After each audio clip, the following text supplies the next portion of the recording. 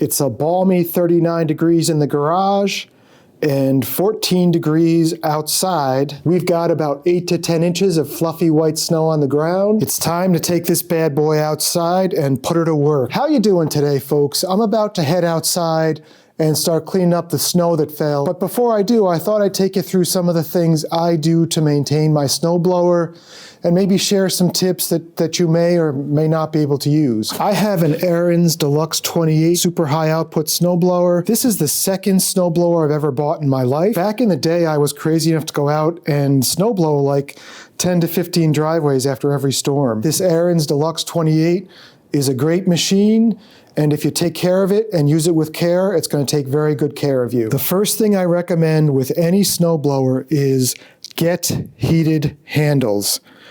Nothing is worse than being out in a 10 to 15 degree night. You've got thick gloves on, but you're squeezing the handle with all your might, and you're cutting circulation off, and your fingers are starting to get numb. I've been there, and it's not pleasant. Even though this machine didn't come with heated handles, I did ask the dealer if they could add them. Luckily, they said they could, which was basically the reason I got the machine I did. I didn't want the bells and whistles of the next level higher, but I did want heated handlebars, which is what this switch does right here. This is not going to be on every machine. Another thing about buying a snowblower, whether it's an Ariens or any other brand, is I really do recommend going to a local dealer, not a local big box store. I know if you buy it at the local big box store, they tell you can go to a local dealer, and you certainly can. If you have any questions about how to maintain your machine, if you need parts for your machine, or if you need a hand in a pinch, the dealer is much more likely to take care of you if you bought the snowblower from them. That goes back to the lesson we learned in school that said, make sure the teacher knows who you are. Another tip is to find the folder where you very neatly stored the manual and go through the manual and look up the section that says maintenance. No matter how handy you are, you can go through this manual step by step and it'll explain how to maintain your machine. Tells you how to check the auger gear case oil, how to lubricate the unit, how to adjust your scraper blade, how to adjust your skid shoes, how to replace the shear bolts. We'll talk about that in a minute. Once you've done this stuff a few times, it'll come as second nature, but we all need to start somewhere. So start with your owner's manual. What a shear pin is a bolt that's designed to break if it's put under too much stress. What happened to me one time was it was about 6 in the morning, the paper was delivered, and there was like a foot of snow on it. I was snowblowing somebody's driveway, and I noticed pieces of this paper come shooting out the chute of the machine. After I turned the machine off, if you grab these, you would notice one of them was moving because the shear pin had broke. I had never changed the shear pin before, and it took me like an hour to get it done. If I had done a few dry runs in warmer weather, it wouldn't have been a big deal. One of the essential things you need to do to maintain your two-stage snowblower is remove these 2 shear pins every year before the season starts, and there's going to be a Zerk fitting on each side. Pump grease in that Zerk fitting until you see it come out on this end, and I wish I'd see it come out on this end, but I never have. Once you grease it, spin that around with no shear pin in it to make sure you don't get rust trapping the auger to the shaft. If that happens, if something jams your auger, it's just going to go right into the gearbox and break the gearbox, which is going to cost a lot more than a shear pin. Ariens keeps 2 shear pins right on the chute here so you can find them, but I'd recommend buying 5 or 6 of them and keeping them somewhere in the house, knowing where they are, because the worst thing you want to happen is not to have a shear pin in the middle of a snowstorm. When you're replacing your shear pins, you really want to use a tool like this, which is called a drift punch. And what you'll do is you'll stick this in the hole where the shear pin goes and rotate that auger until it slides down the hole. And then when you push it in, you see how the shaft is tapered. It'll line the shaft up with the auger. Then you just pull it out, push the shear pin through. You might have to bang it a few times with a hammer and put the nut on. This is a Phillips screwdriver. It'll work in a pinch. I store this snowblower in a shed, and unfortunately the mice get in, and they really like to make a nest underneath the shroud on the motor.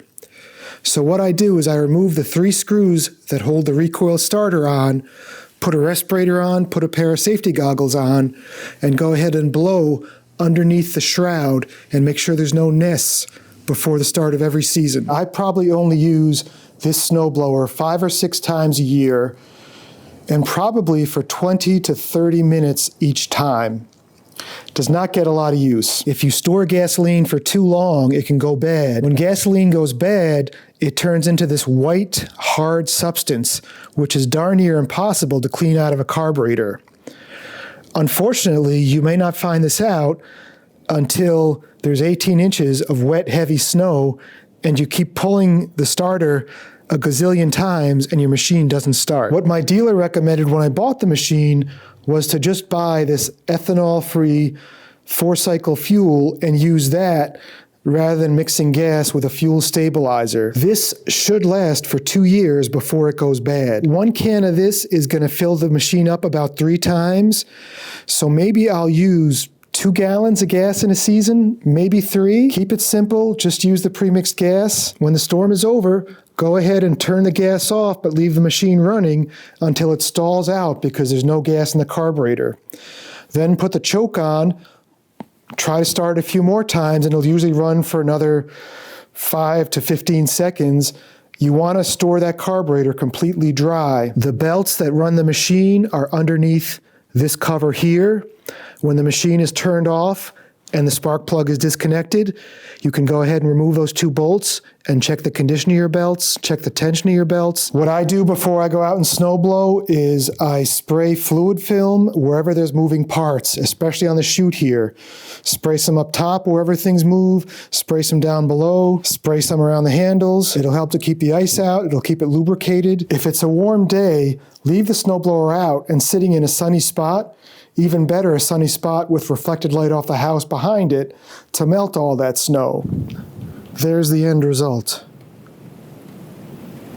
While I was out snowblowing, I came up with a few other suggestions. When you're snowblowing, don't think you need to go up the middle of the driveway and back down the middle of the driveway and throw the snow one way or the other. Take into account the direction of the wind and always blow the snow with the wind. If you try to blow the snow into the wind, it's going to come right back up into your face. And trust me, that's no fun. You also want to keep the snow as low as you can so it doesn't blow back up into your face. Now, don't get me wrong, if the wind's at your back, have some fun and see if you can get that snow to go 40, 50 feet. But if the wind is coming back at your face and you're doing a pass, set your deflector right here as low as possible. I do most of my snow blowing in first gear. I want to hear that engine running smoothly. I don't want to hear it bogged down by the snow. Don't get me wrong, you'll hear the engine under a little bit of strain. You just don't want it to be bogged down and struggling to get through the snow. These handles have an interlock, so you can always let go of the move forward lever and keep your auger and your impeller spinning if the snow gets too heavy. So on a really big storm, I'll end up just inching forward 6 inches, stopping the machine, letting the auger impeller catch up, inch forward 6 inches, stop the machine, let the auger impeller catch up, and keep doing that if the snow is either really deep or really heavy, like out by the road. The only time I'll move the machine into second or third gear is if it's like under 2 inches of a light fluffy snow, or if it's like an inch of fluffy snow that changes to rain and becomes slushy. Sometimes you want to go a little bit faster to kind of push that slush into the machine so it gives it something to throw. Once snow gets really wet and really slushy, it's never going to go well with a snowblower, unfortunately. Get the heated handlebars. Well, folks, hopefully at least one of those tips was something new to you or maybe gave you a hand. If it did, or even if it didn't, please do me a favor, go down and hit the like button for this video. If you have any tips or suggestions on how you maintain your machine, put them down in the comments, let other people know. And go ahead and subscribe to the channel if you haven't subscribed.